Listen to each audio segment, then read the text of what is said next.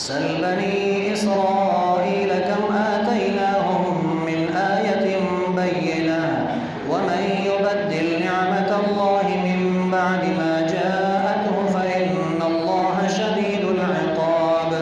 زين للذين كفروا الحياة الدنيا ويسخرون من الذين آمنوا والذين اتقوا فوقهم يوم القيامة والله يرزق من يشاء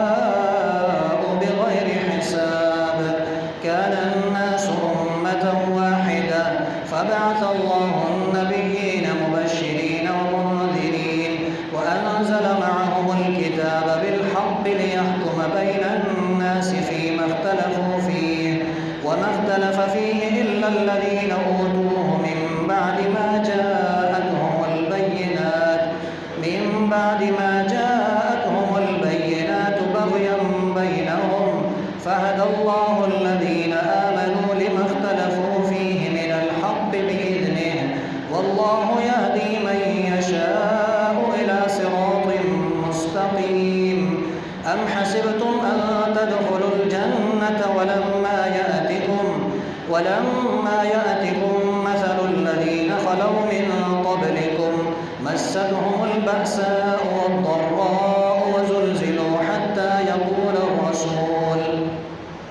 حتى يقول الرسول والذين آمنوا معه متى نصر الله ألا إن نصر الله قريب يسألونك ماذا ينفقون قل ما أنفقتم من خير فللوالدين والأقربين واليتامى والمساكين وابن السبيل وما تفعلوا من خير فإن الله به عليم كتب عليكم القتال وهو كره لكم وعسى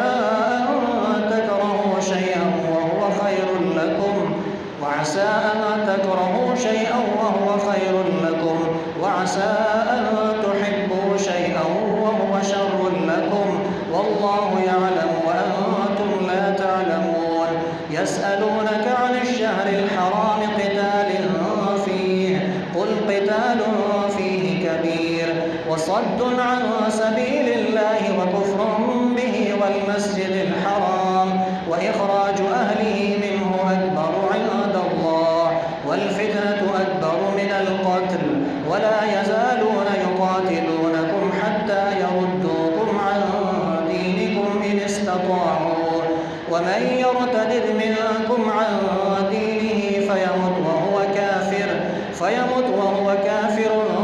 فأولئك حبطت أعمالهم في الدنيا والآخرة وأولئك أصحاب النار هم فيها خالدون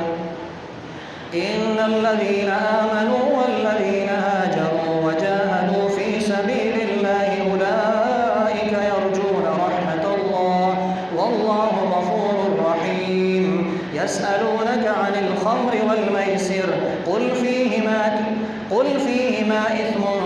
كبير ومنافع للناس وإثمهما أكبر من نفعهما ويسألونك ماذا ينفقون قل ما أنفقتم من خير قل العفو كذلك يبين الله لكم الآيات لعلكم تتفكرون في الدنيا والآخرة ويسألونك عن اليتامى قل إصلاح لهم خير وإن تخالطوهم فإخوانكم والله يعلم المفسد من المصلح ولو شاء الله لأعنتكم إن الله عزيز حكيم ولا تنكحوا المشركات حتى يؤمنوا ولأمة مؤمنة خير من مشركة ولو أعجبتكم ولا تنكحوا المشركين حتى يؤمنوا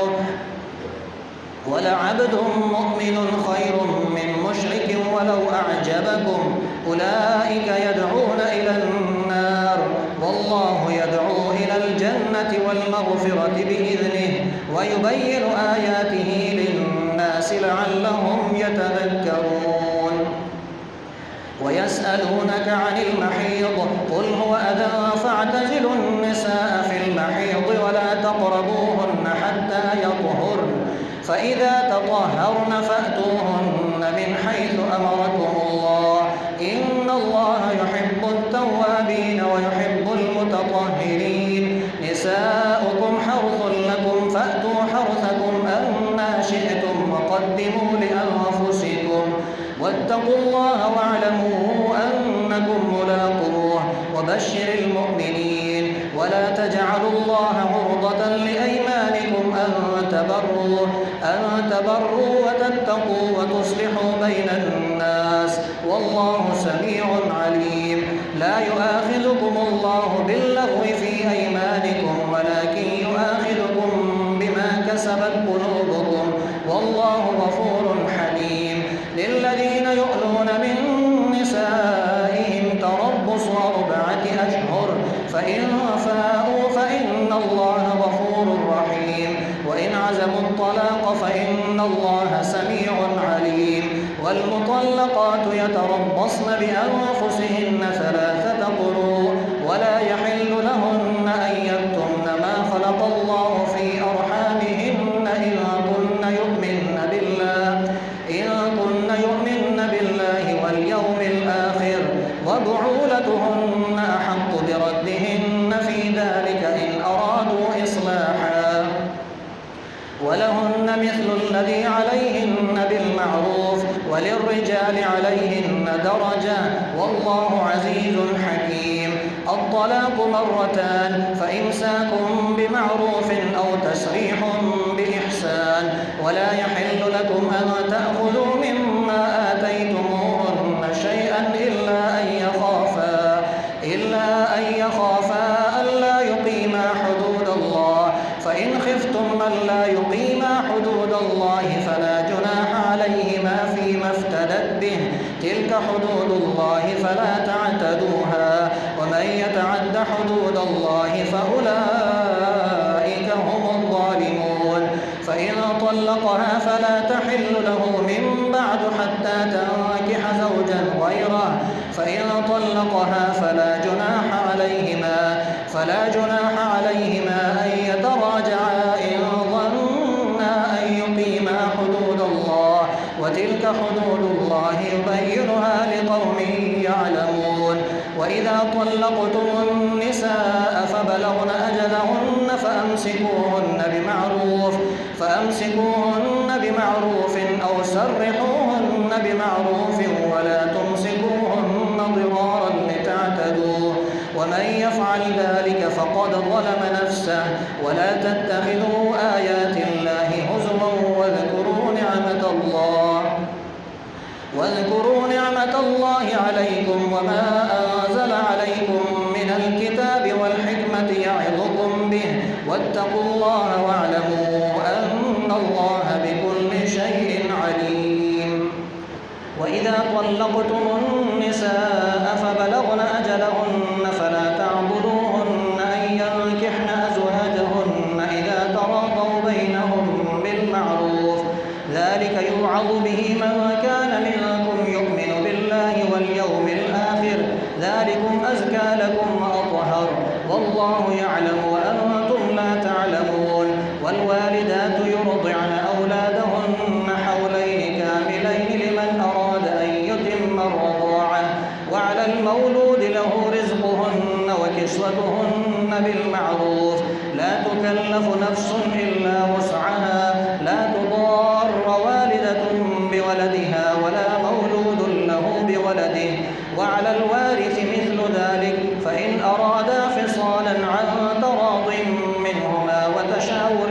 فلا جناح عليهما وإن أردتم أن تسترضعوا أولادكم فلا جناح عليكم إذا سلمتم ما آتيتم بالمعروف واتقوا الله واعلموا أن الله بما تعملون بصير والذين يتوفون منكم ويذرون أزواجا يتربصن بأنفسهن 4 أشهر و10 فإذا بلغن أجلهن فلا جناح عليكم فيما فعلن في أنفسهن بالمعروف والله بما تعملون خبير ولا جناح عليكم فيما عرضتم به من خطبة النساء أو أكننتم علم الله أنكم ستذكرونهن ولكن لا تواعدوهن سرا إلا أن تقولوا قولا معروفا ولا تعزموا عقدة النكاح حتى يبلغ الكتاب أجله واعلموا أن الله يعلم ما في أنفسكم فاحذروه واعلموا أن الله غفور حليم. لا جناح عليكم إن طلقتم النساء ما لم تمسوهن أو تفرضوا لهن فريضة ومتعوهن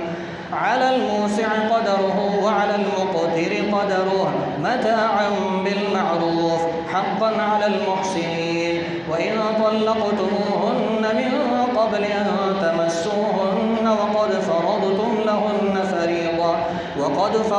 لهن فريضة فنصف ما فرضتم إلا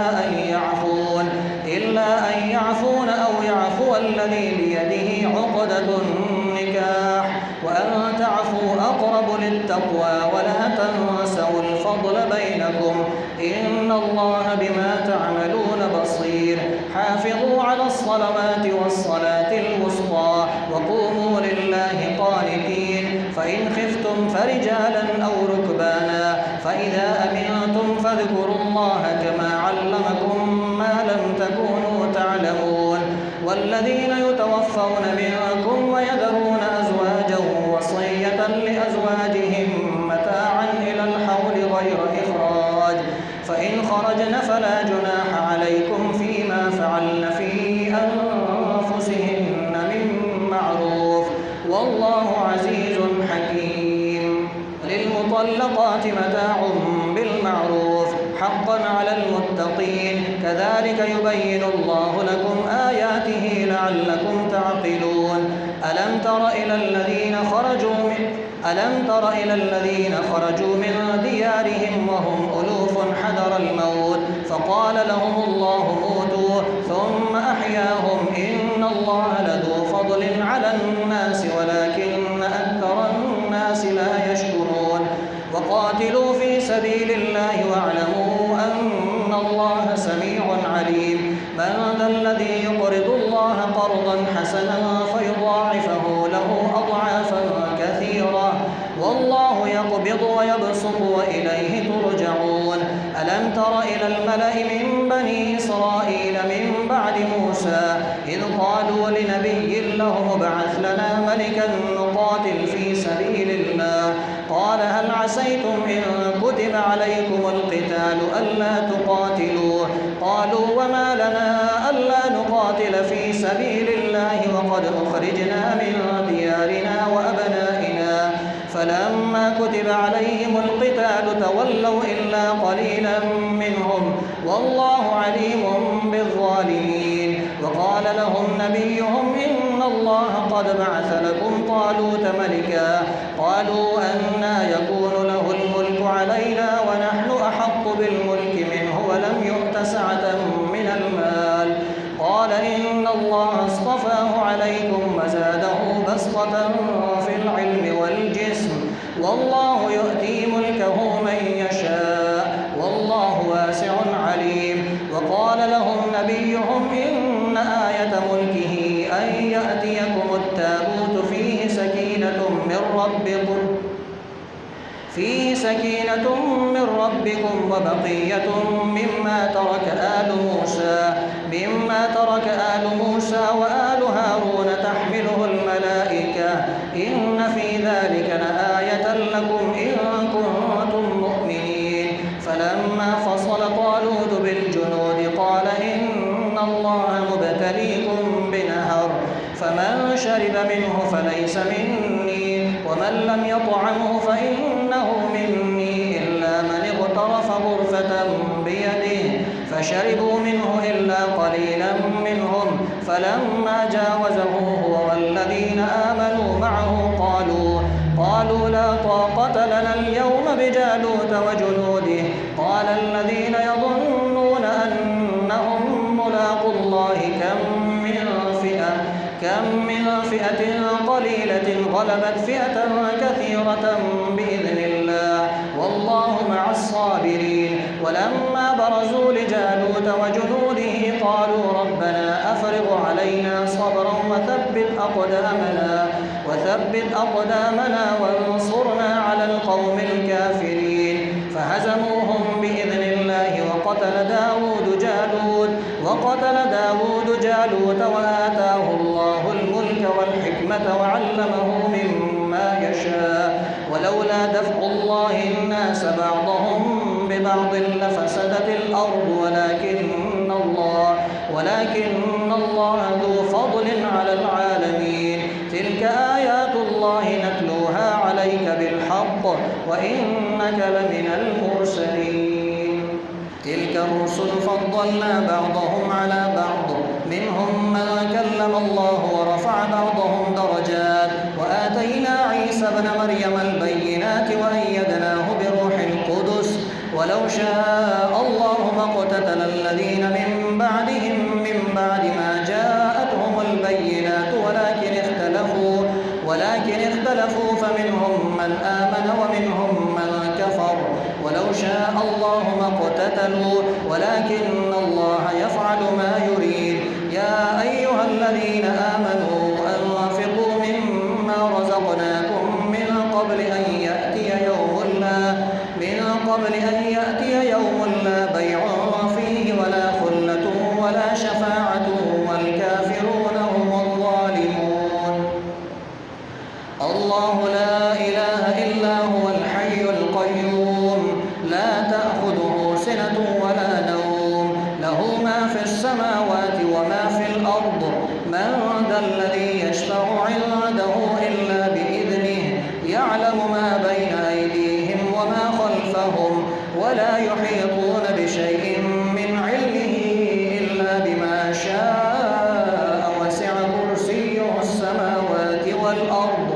ولا يؤوده حفظهما وهو العلي العظيم. لا إكراه في الدين قد تبين الرشد من الغي فمن يكفر بالطاغوت ويؤمن بالله فقد استمسك بالعروة الوثقى لا انفصام لها والله سميع عليم. الله ولي الذين آمنوا يخرجهم من الظلمات إلى النور والذين كفروا أولياؤهم الطاغوت يخرجونهم من النور إلى الظلمات أولئك أصحاب النار هم فيها خالدون. ألم تر إلى الذي حاج إبراهيم في ربه أن آتاه الله الملك إذ قال إبراهيم ربي الذي يحيي ويميت قال أنا أحيي وأميت قال إبراهيم فإن الله يأتي بالشمس من المشرق فأت بها من المغرب فبهت الذي كفر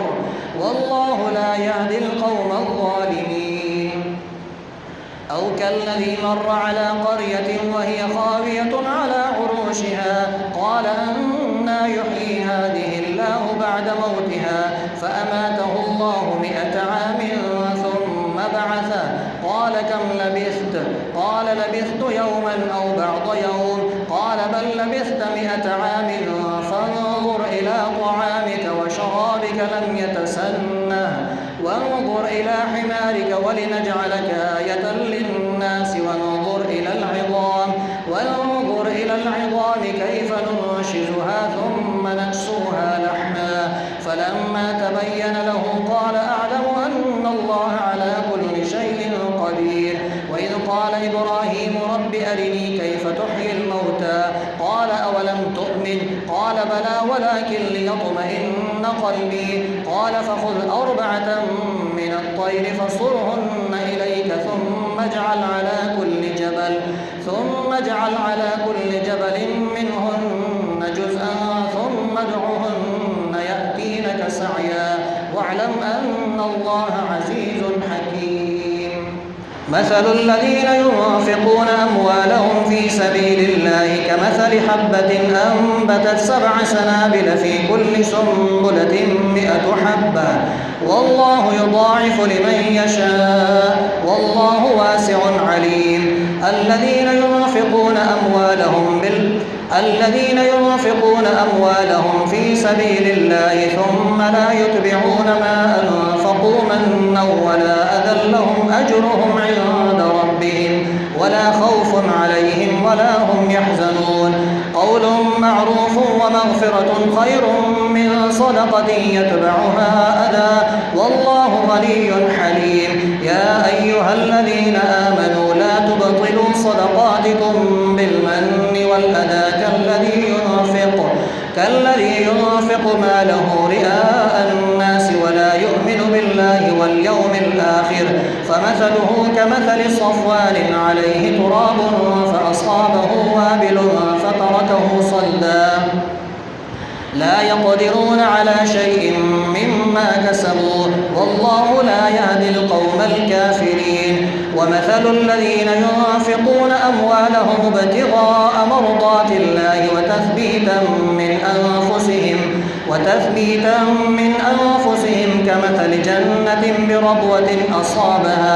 كمثل جنة بربوة أصابها وابل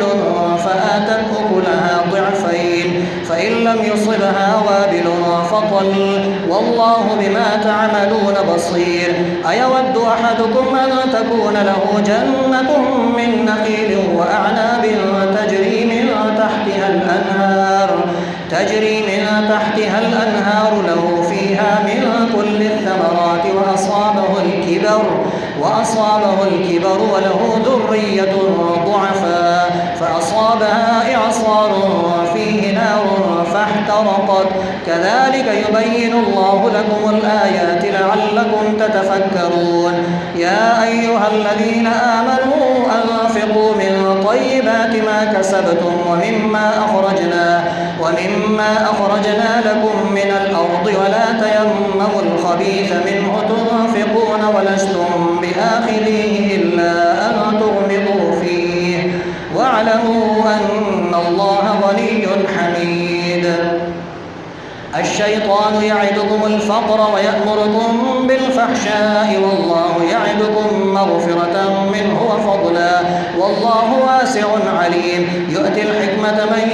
يشاء ومن يؤت الحكمة فقد أوتي خيرا كثيرا وما يذكر إلا أولو الألباب وما أنفقتم من نفقة أو نذرتم من نذر فإن الله يعلمه وما للظالمين من أنصار إن تبدوا الصدقات فنعما هي وإن تخفوها وتؤتوها الفقراء فهو خير لكم ويكفر عنكم من سيئاتكم والله بما تعملون خبير ليس عليك هداهم ولكن الله يهدي من يشاء وما تنفقوا من خير فلأنفسكم وما تنفقون إلا ابتغاء وجه الله وما تنفقوا من خير يوفى إليكم وأنتم